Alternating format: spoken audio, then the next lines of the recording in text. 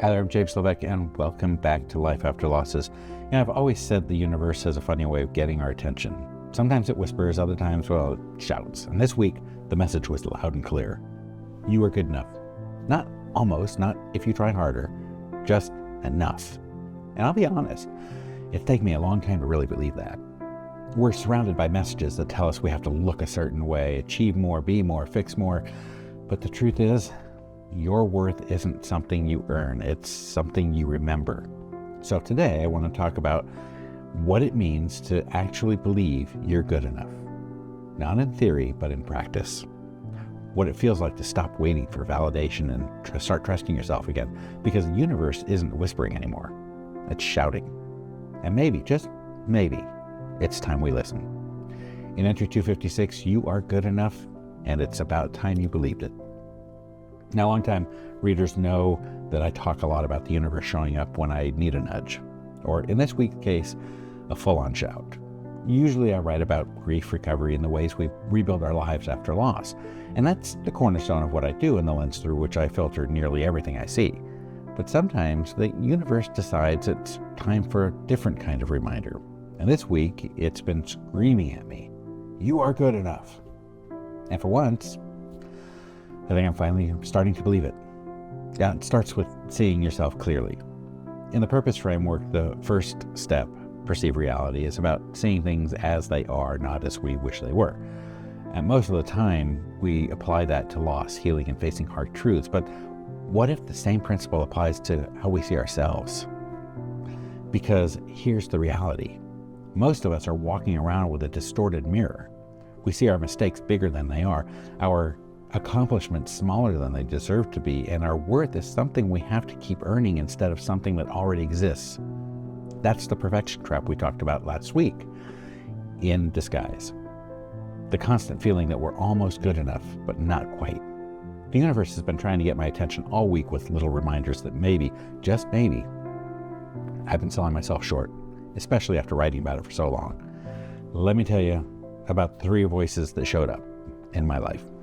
So one of the signs was a post shared by a friend of mine who shared something by somebody named Jeff Moore that read, while you're overthinking and doubting yourself, someone else is looking at you wondering how you do it all. Keep going. Now I stopped scrolling for a moment and let that one sink in a bit. I've written about perseverance before, about showing up when it's hard and continuing to move forward. This time though, it hit a little differently in context to the rest of my week. We spend so much time analyzing whether we're enough, while someone else is quietly admiring the very things we're questioning. It made me wonder how many times I've looked at someone else and with quiet admiration, assuming they had it all figured out, when in reality, they were probably asking themselves the same questions I do. Another post was less poetic, but equally accurate. It read, not everyone is going to think you are magnificent and magical. They're wrong. Then there was a naughty word. Crude, baby, but not wrong.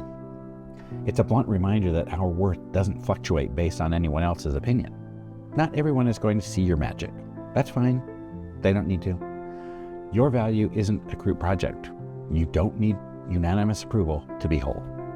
So let's talk about what learning to see what others see. Now, the third reminder came in a way I didn't expect, and I'm kind of hesitant to even talk about it. I went out recently and someone called me handsome. Then another person added sexy. And now, let's be real. I'm almost 59, graying, gay, double widower, and yes, I'm carrying a lot more weight than I used to or that I'm more comfortable with. And for a long time, I held on to this belief that I wasn't what anyone would call attractive. My body changed, my confidence took a hit, and I convinced myself that those qualities were mutually exclusive. But lately, I've been noticing something new.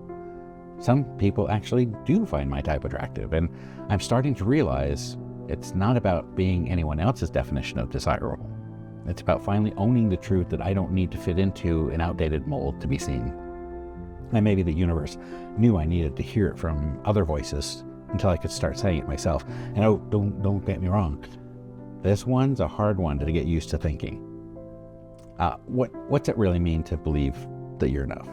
So believing you're good enough doesn't mean thinking you're flawless. It means acknowledging that you are inherently worthy, even when you're still learning, healing, or carrying the weight of the past. It's knowing that your imperfections don't cancel out your value. They make you relatable, human, and real. The cracks are where your story shows through. And when you stop apologizing for who you are, life feels lighter. You connect with people more deeply. You give others permission to be real too. That's what I think the universe was trying to tell me this week. It wasn't just screaming, "You're good enough." It was also whispering, "You always were."